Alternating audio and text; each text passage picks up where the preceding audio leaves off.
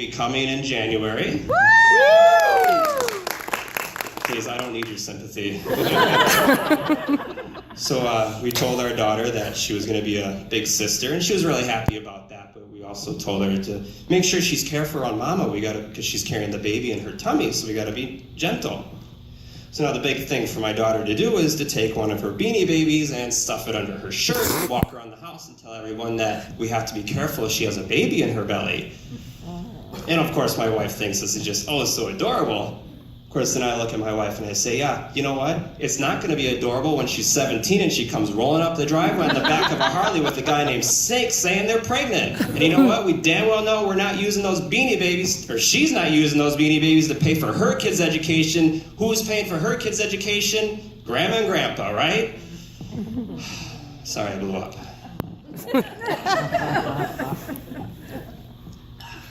So my daughter's been feeling a little under the weather recently, and usually means she'll sleep in bed with us for half the night, which is totally fine. I'm okay with that, but I've also realized that when your toddler sleeps in bed with you, it's like one big hostage negotiation. And your kid has the upper hand, and they know this.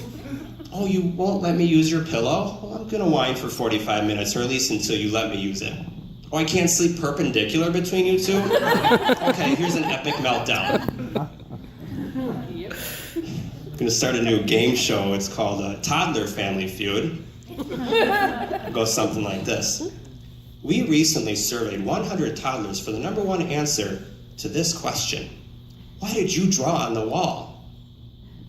I don't know. Survey says, ding, number one answer.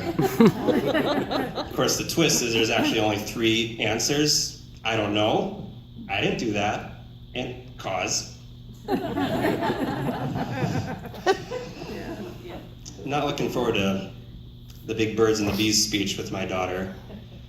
Although I think I have a secret weapon for that.